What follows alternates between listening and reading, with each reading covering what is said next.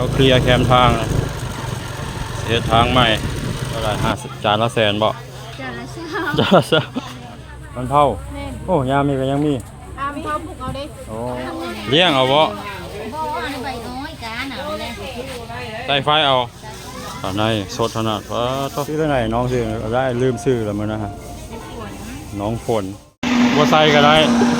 บ่ทาก็ได้ใส่ฟิลเตอร์ให้ก็ใส่ไปสั่งคือว่าคนคือหลายแท้มาใส่ใจใส่ใจ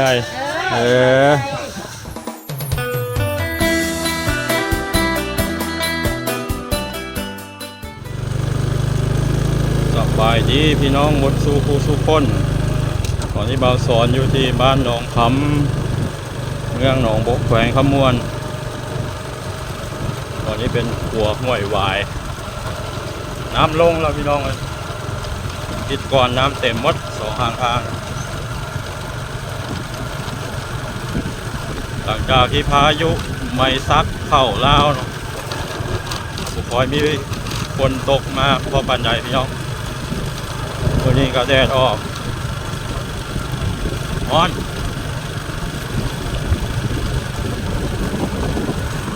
ทีนี้บ่าวสอนสิพาพี่น้องเฮาไปเลาะไปเที่ยวตลาดนัดบ้านนาม่วงบ่ได้ไปโดนครับพี่น้องบ้านนาม่วงเมืองไซบุรีแขวงสะหวรรณเขต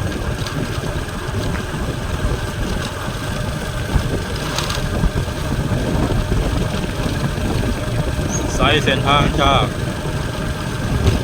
เมืองหนองบกเมืองเซวังไฟมาผ่านดงบุญนาคำหนองคำนาพอกแล้วก็ออกใส่บ้านหนองบอนบ้านหัวเซระยะทางประมาณ 18-19 กิโลเมตรจากเมืองหนองบกมา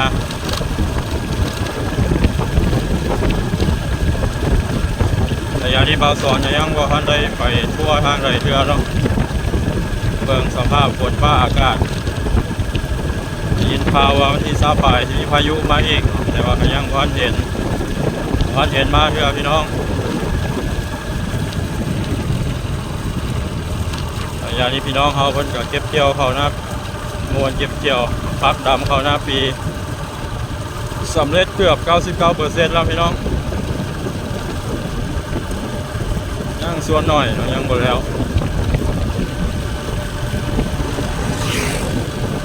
เส้นทางจากหนองบกเมืองเซวังไฟทุกอย่างสำเร็จเรียบร้อยพี่น้องเลยไปมาสะดวกสบายแล้วเนาะตอนนี้ก่อนเป็นทางดินแดงน้ำฝนนี่ลำบาก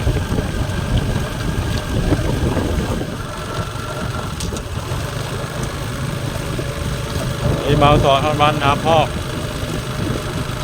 เทิงที่2นาพอกพี่น้อง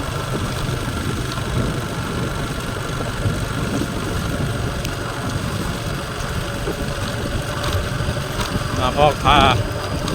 เป็นทิศกับแม่น้ำเซบังไฟ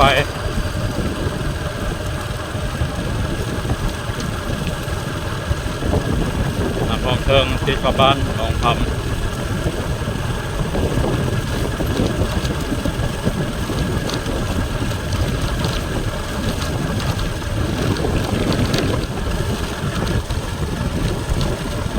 บ้านใหญ่พอสมควรได้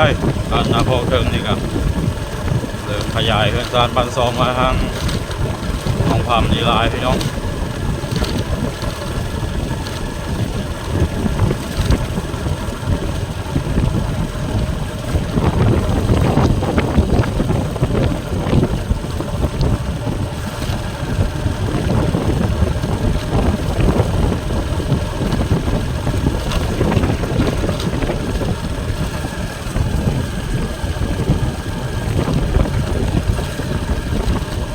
บ้านนาพอกเทิงพี่น้องเลย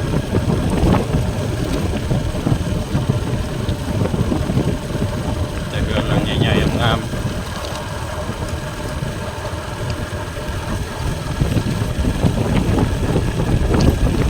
อยู่ที่ทางแยกไปย่างคำคำเมียงเนาะ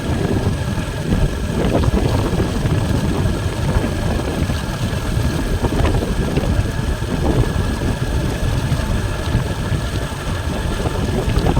ทางนี้ก็มีหลายบ้าน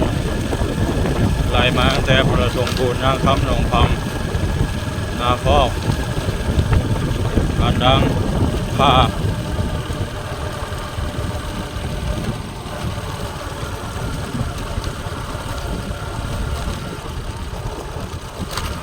ทางแยกไปบ้านยังคำหาดชำเฮียงลัดใส่ดงบูนก็ได้เนาะ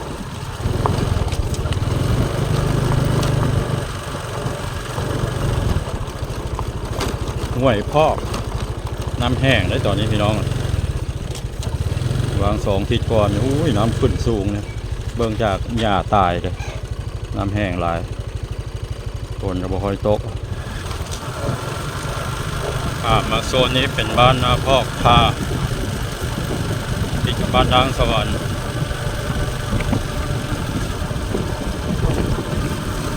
จะอยู่กองข้ามกับบ้านดังสวรรค์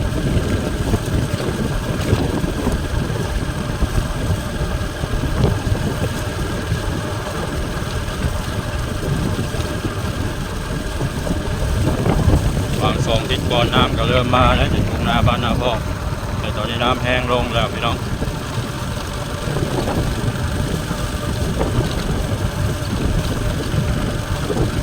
น้ำแห้งลงแล้วน้ำแข็ง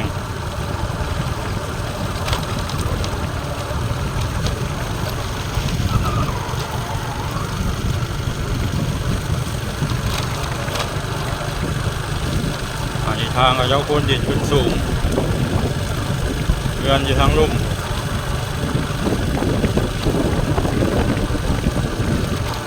น้ำแข็งอันนี้ก็เจ้าบริเฮ็ดนาเนาะเพราะว่าน้ำท่วม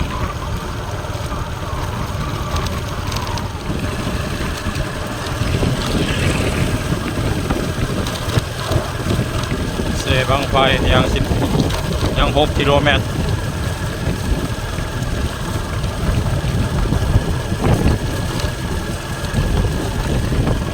ว่าบ่ได้ไกลเนาะเกิดงามเกิดขึ้นหลายแล้วอยู่บ้านนาพอกพาน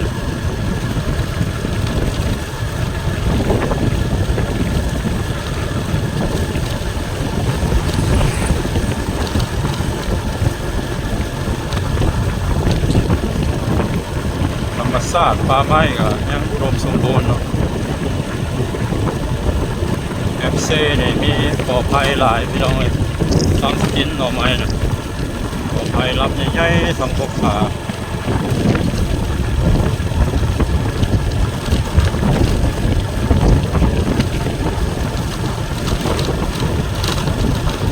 ที่มาสอนอยู่ห้วยสะพายบ้านอันด่างพานะน้ำแห้งแล้วพี่น้องวาง2 ทิศก่อนเนี่ยน้ำโดนฟังเขาเจ้ามาหาป่าเต็มเลยนี่คือเซบางไฟน้ำเซบางไฟกับลงฝั่งนั้นเป็นฝั่งบ้านด่างสวรรค์ต้นไผ่หลายขนาดเลยหัวห้วยสายพายไหลมาได้พอแล้วพี่น้องเลยในบ้านปงกิ้ว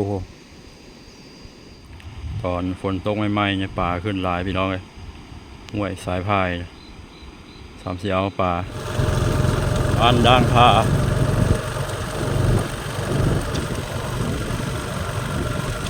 บ้านติดแคมเซบางไฟอยู่งาม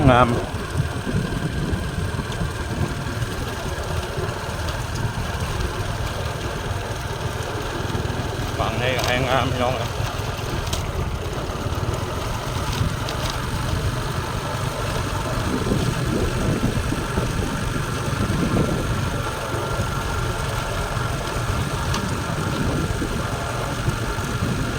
บ้านที่อยู่ใกล้ตัวเมืองเซบังไฟ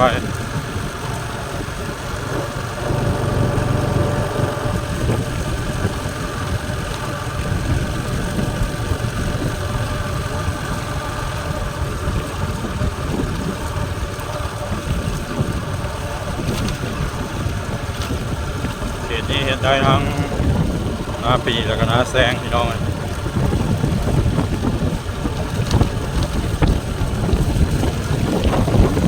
ชนประทาน ไหลมาแต่อ่างเก็บน้ำบางเวียงที่บางหัวเซ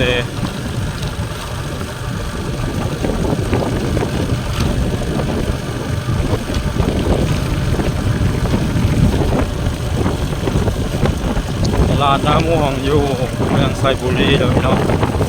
กลายมาที่ลาดไปน้อยหนึงตลาดนัดที่ใหญ่สุดในเมืองไซบุรีมันก็ได้ไปโดนนี่ก็เลยขึ้นจากไปพี่น้อง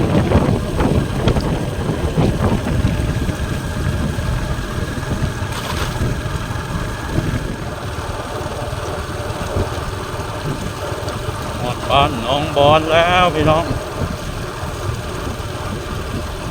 บ้านชนเผ่าภูไทย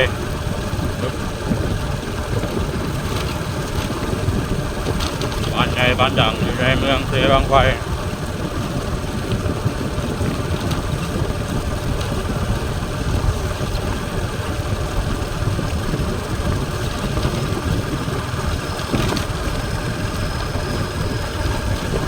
บ้านสาวงามเลยพี่น้องบ้านนี้นะ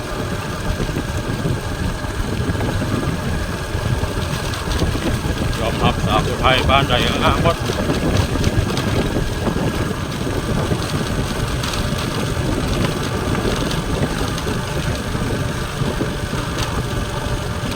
ชุดนี้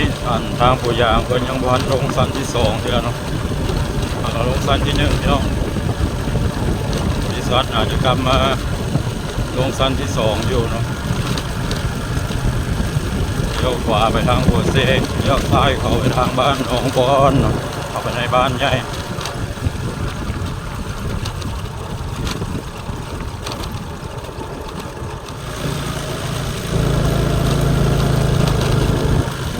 บ้านใหญ่ที่ได้พี่น้องสองข้างๆเต็มไปด้วยเรือนซาน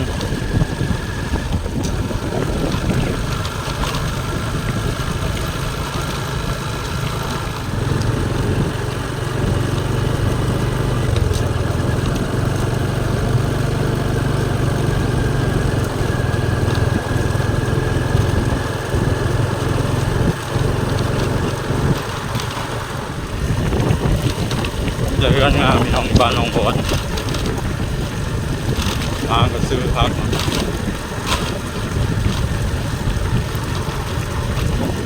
ตัวจะเป็นโซนห่างบ้าน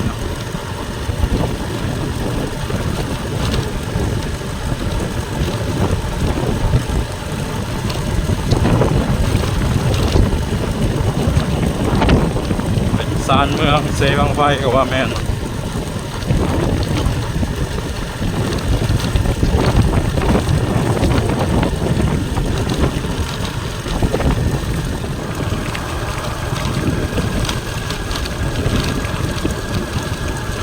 คือบ้านหัวเซ่พี่น้อง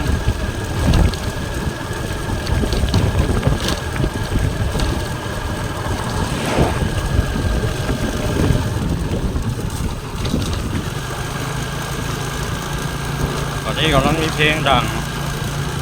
พี่น้องเขาอาจจะเคยได้ฟังอกหักจากสาวหัวเซ่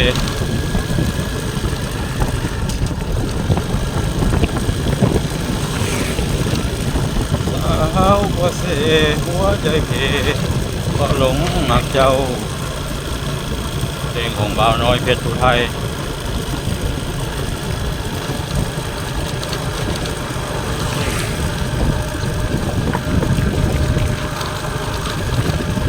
เมืองเซบางไฟแต่เป็นติดแคมทางเลขที่13ใต้พี่น้องเลยมันข้ามมาบ้านมาอิลาดเมืองไซบุรีแขวงสะวรรณเขต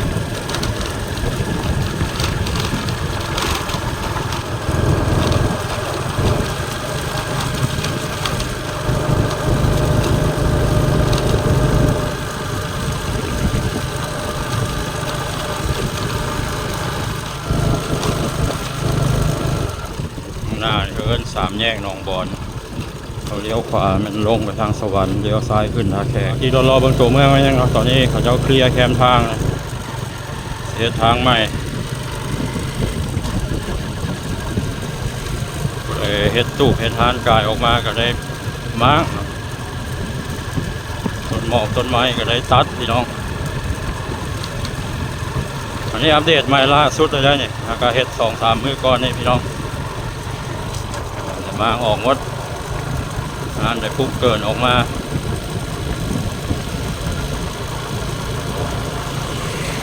เส้นทางปูคอนกรีตเด้อพี่น้องเส้นทางแขกหาดเซบังไฟองค์การปรับปรุงทางเลขที่13ใต้จะแน่นอนล่ะเราสอนถามวิชาการหลายคนปูคอนกรีตคนว่าล่ะ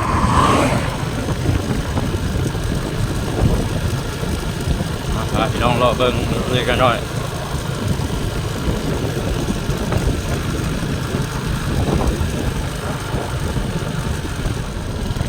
โล่งกว่าเก่าพี่น้องบ้านเนี่ย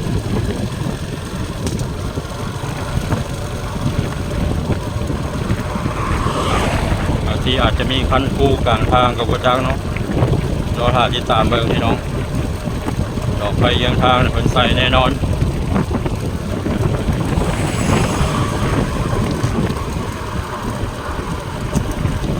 กว้างดี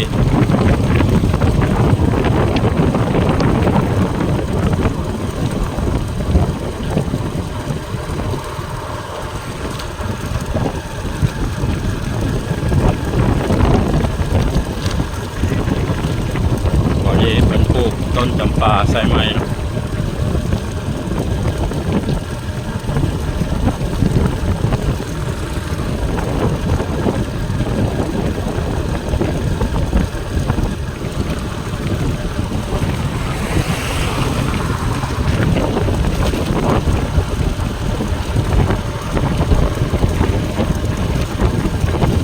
มาหมดพี่น้องเลย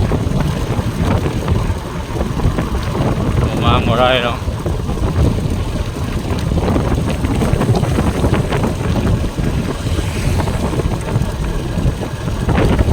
แถวนี้ลำบากไหมยังเพราะว่ามันน้ำลมเนี่ยมันต่ำเจ้ากายขัวเขาเพื่อน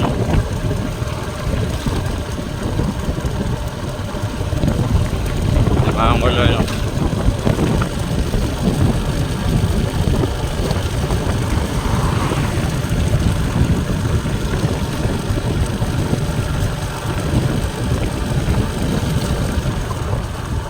คือขัวข้ามน้ำเซบังไฟหรือว่าขัวเซ่เหรอพี่น้องเลย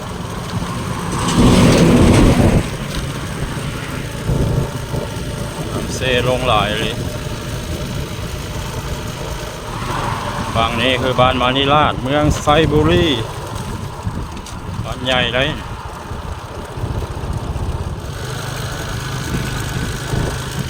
แต่กลางบ้านมานิราชพี่น้องยังบ้านได้ลงมือในการ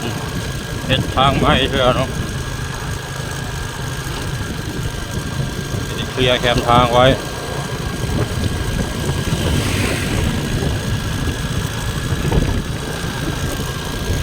ผมมีข้อมูลโบนะว่าเพิ่นสิเริ่มเฮ็ดเดือนใดปีใดรอติดตามเบิ่งเนาะพี่น้อง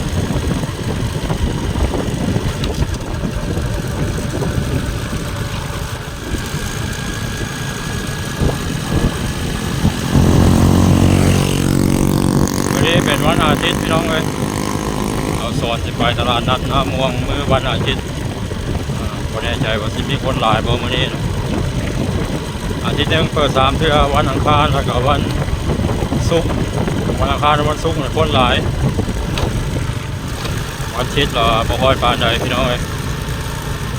รอติดตามเบิ่งเนาะอาหารการกินนี่ก็หลาย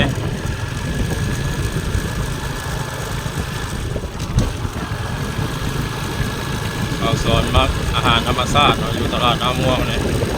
เพราะว่าฤดูใดนี่ขายตลอดพี่น้องทางบ้านดงไพวันบ้านนาเรืองน้องเชียนเรืองบ้านกลางบ้านอื่นๆเนาะเอามาวางขายอันนี้คือบ้านนาทอง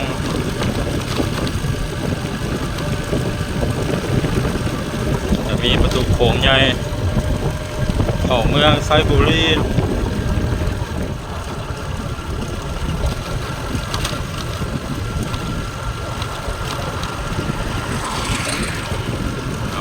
พักกับกุ้งซาดออกมาประดับประดาสวยงาม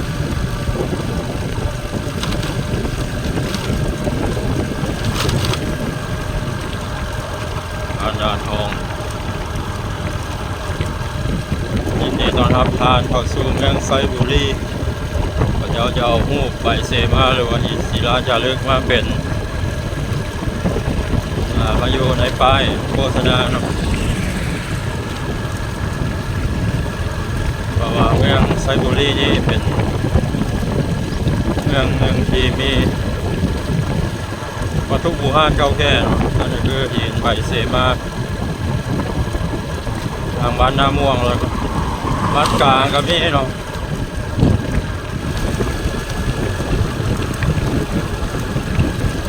จากมะนิลาดมานาม่วงประมาณ 3-4 กิโลเมตรนี่แหละพี่น้องบุกไป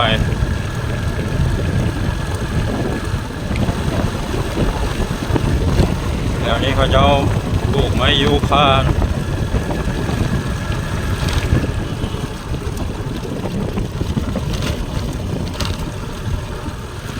ปล่อยงัวสะปล่อยงัวทรายพี่น้องพากันมัดกันเลี้ยง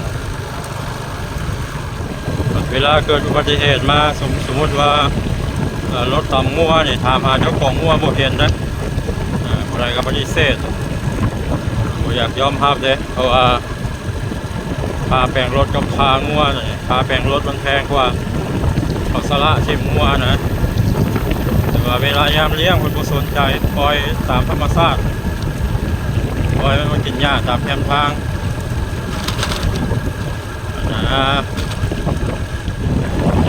ปัญหาของมัน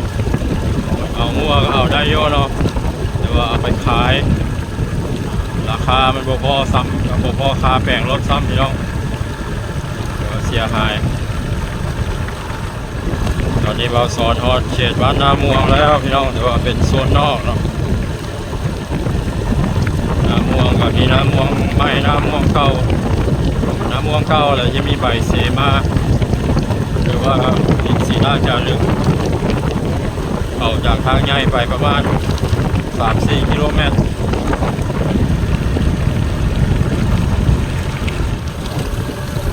โซนนอกก็เริ่มมีคนมาอาศัยอยู่หลายแล้วพี่น้องเอาสอนมักมาเที่ยวเขตนี้ดูเพราะว่าอยู่ใกล้หนองบกเนาะเอาสอนจะเที่ยวมาเรื่องหนองบกประจำใกล้กันยุคงมันข้ามกันจะพาเบื่อกันเด้อพี่น้องเลยตอนนี้วิวของเราสอนกับบุคอยดีเพราะบ้านใดแต่ก็ย้อนใจหักมักก็เลยยังเฮ็ดมาอยู่เนาะบางคนนี่เปิดแล้วบ้านนี่ไปจะโดนแล้ว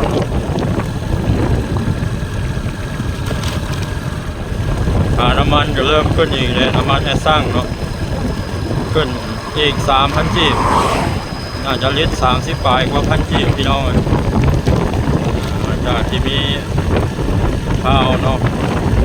เกี่ยวกับสงครามน้ำมันก็ขึ้นอีกแล้วก็น่าจะยังบ่ทันฮอด 40,000 จีบหรอก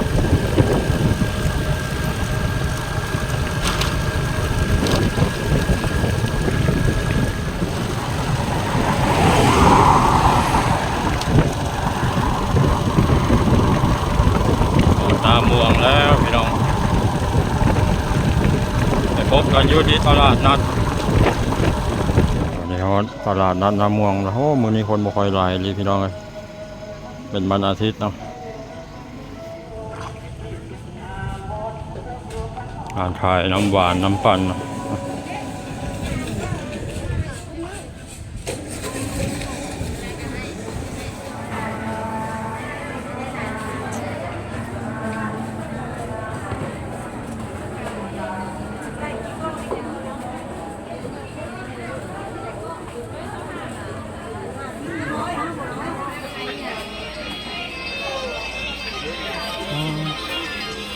มีแต่ผักกระแยงเนาะตายผักกระแยงเลยก็พอ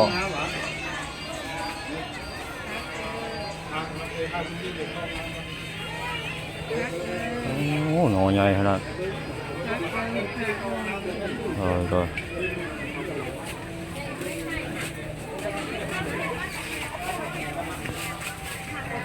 ธรรมชาติหลายนะ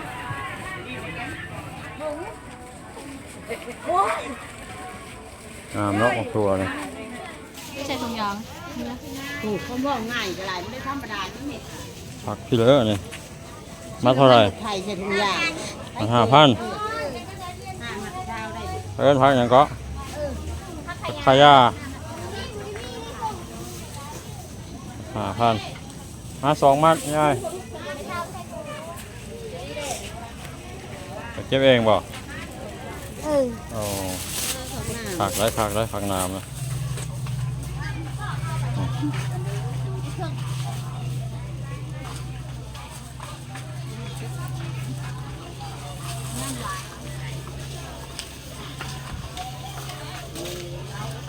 ของแท้อยู่นี่จานเท่าไหร่50จานละแสนบ่ จานละจเช้าานละแสนโอ้เฮ็ดจังงามเนาะผักกะหรี่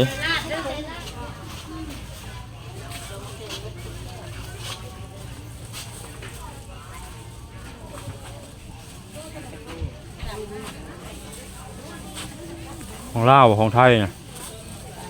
ของไทยบ่ 3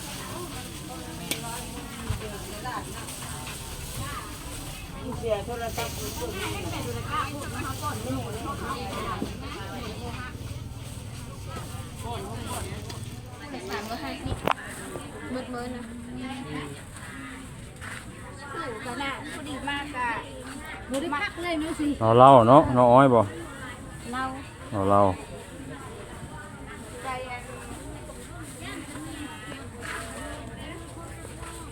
เฮ็ดก็มีนะเฮ็ดที่เด้อนี่ เฮ็ดไข่ เฮ็ดไข่โอ้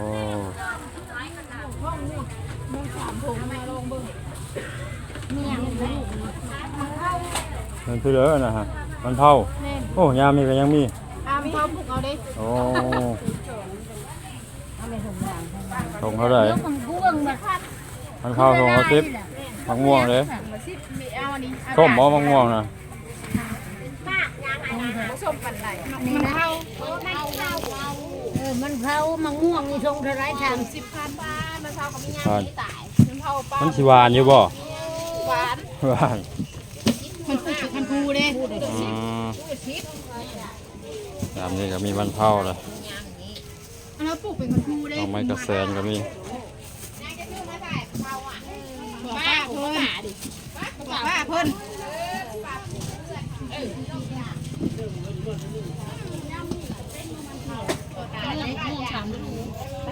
เอาผสมมาได้ดิ ผู้ชมปานไหน โอ้มีหอยทางต่อป่ะเนี่ยข้ากะหรี่ มันติดเนาะมายังบัดนี้ ทางต่อก็มี มันเกิดทั้งแสน ข้ากะหรี่มีคนจะของธรรมชาติที่รอก็มีเนาะ ธร นี่ รมชาติคงบ่ได้นั่นนะมันมีสารเคมีเล็กน้อย ทงเขาเด้อ สมเสษ ทงละแสนเนาะที่จักร้อยตัวละ1,000กีบเนาะอ๋อข้ากะหรี่มีมะม่วงเนาะ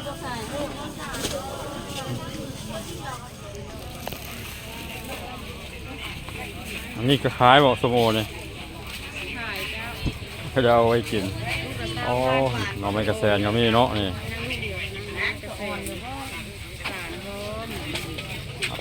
งามอยู่ได้เอาเลยงามอยู่ดิเอาสารน่ะ เพราะว่าคนนี้ชื่อซ้ำนะนั่นแหละเขาจะมาได้ลูกหลานลุ้นเนี่ยของหลังแม่เช็คไม่ถูกเขามาเช็คไปดอกนู่นคือเขากินเขาก็เมื่อแล้วคือแล้วมีไปน้องอย่างที่คุณกัน เห็ดไข่เนาะแม่บอก เห็ดหนังงัว เห็ดหางัวเลยเห็ดไข่อ๋อตัวนี้แซ่บนะ จานละ20,000 จานละ20,000คือๆเนาะอ๋อ จาน50แม่ขาย นึกว่าจาน50เลยคัก มาขังเลยนะไอ้เกือบตัวใหญ่นะ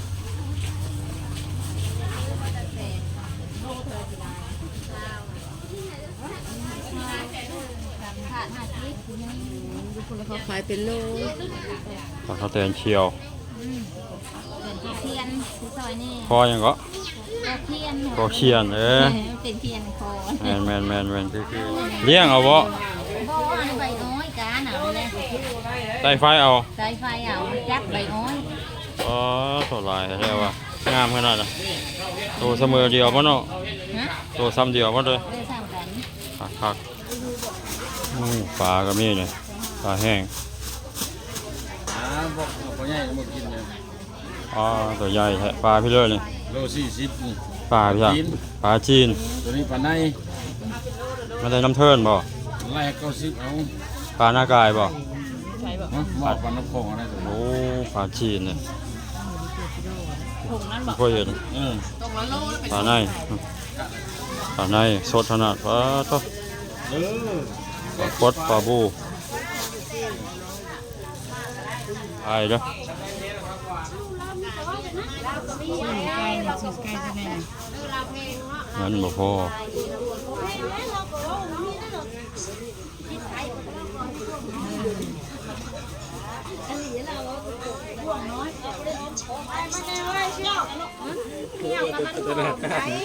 ตลาดน้ำม่วงกับโทษมาจากอย่างเงี้ย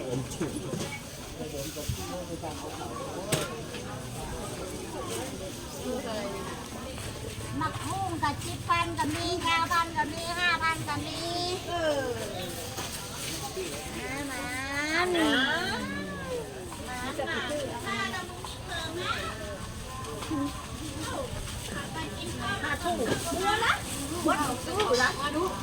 น้ำปันแซ่บ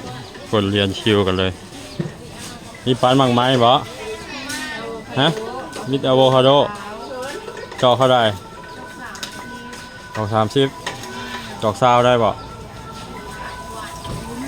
บ่ได้หยอกน้องมันเนาะมีแต่จอก30อะโวคาโดให้อ้ายเด้อจอกหนึงจอก30จอกอะโวคาโดนั่นแหละ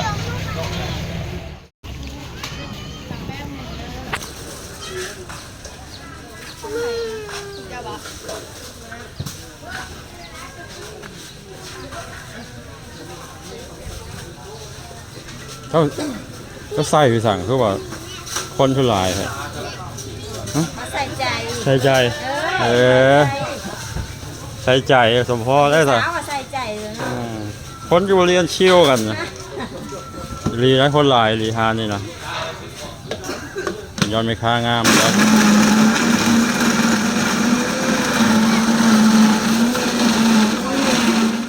บัวใส่ก็ได้บัวท่าก็ได้ใส่ฟิลเตอร์ให้ขาวอยู่แล้ว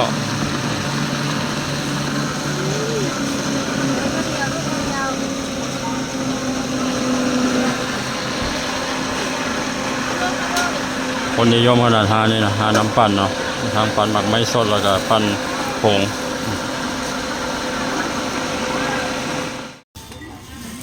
ส่งให้น้องบ่ใครเป็นเอื้อใครเป็นน้องงานคืออะไรเป็นเอื้อแม่นหน้าตาจะคล้ายกันเลยนะขออนุญาตเด้อแม่เด้อลูกสาวเจ้าบ่ขออนุญาตเด้อ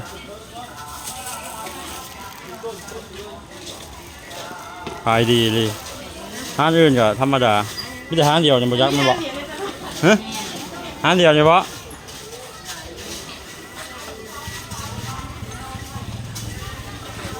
ขายดีขนาด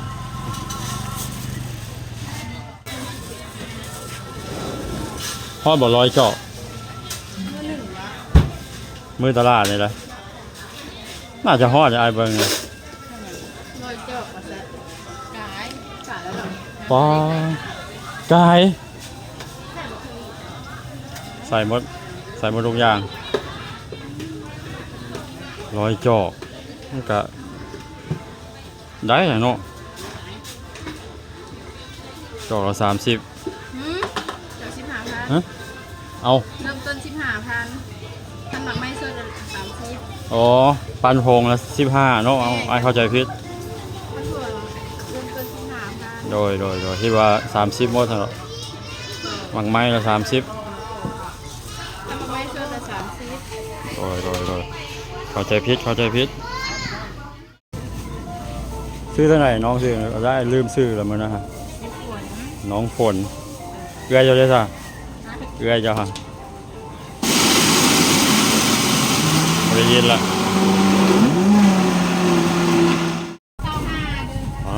สีสันจะแซ่บขนาดจะแซ่บเลยละเรียบร้อยจอก30,000ป้าจอกบางใหญ่สีมือน้องวิกับน้องฝนไหมคะน้ำปั่นตลาดนัดน้ำม่วงเนาะใครมาเที่ยวมา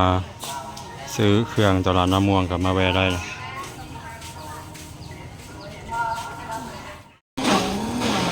ไปวันเด้อ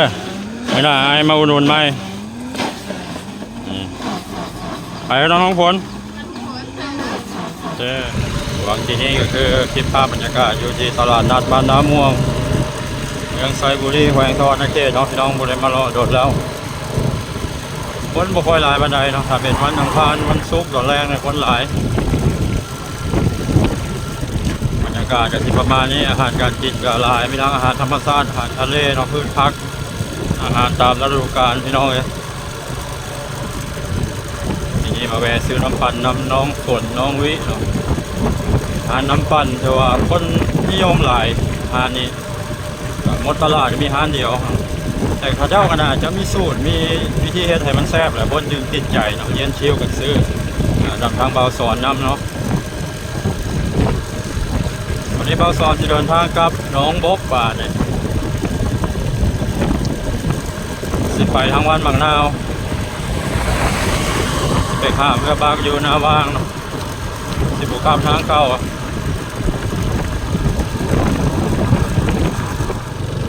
วันนี้เบาสอนอยู่บ้านดงพร้าวเมืองไซบุรีเนาะใส่เส้นทางจากบ้านบางนาวใต้บางนาวเหนือ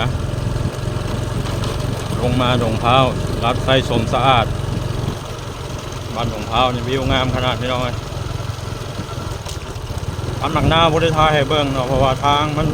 บ่ค่อยดีปานใดทางมีคุมหลาย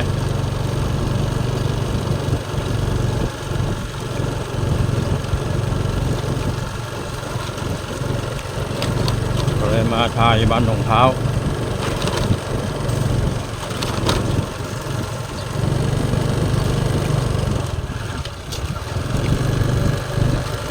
บ้านดงพร้าวก็เป็นบ้านใหญ่อีกบ้านหนึ่งในเมืองไซบุรีติดกับบ้านบางนาวใต้ติดกับบ้านสมสะอาด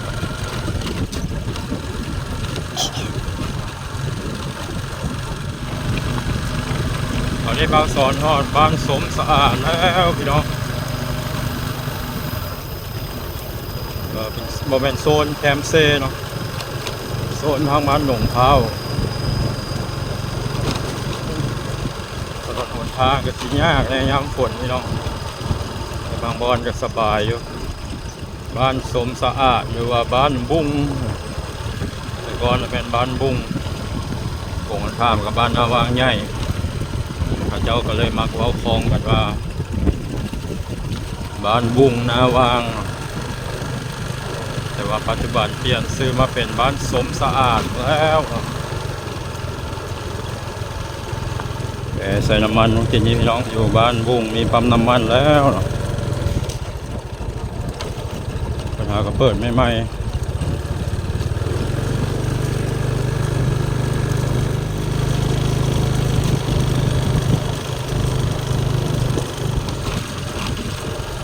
บรรยากาศใจกลางบ้านสมสะอาดพี่น้องต้นมะขามลาย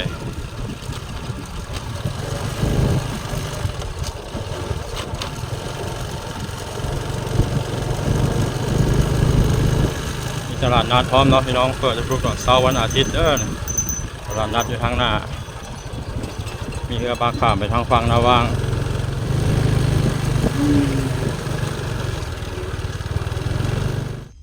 ปลาขามเรือบักรถค่าเข้าไปบ่ได้เลยครับเซลงแล้วพี่น้องรถค่าอยู่เรือบัก รถใหญ่ตันทางนี่พี่น้องทางนี้มันมืดนะเราทาเขาเอารถไถมาแก้เนาะพี่น้องนี่ก็เป็นคลิปภาพบรรยากาศมาสอนพาพี่น้องมาเที่ยวตลาดนาม่วงทางเมืองไซบุรีเนาะมาข้ามไปบางทางนาวางวันนี้ขอปิดคลิปนี้ไว้สำหรับนี้ก่อนพี่น้องคลิปหน้าพบกันใหม่สบายดี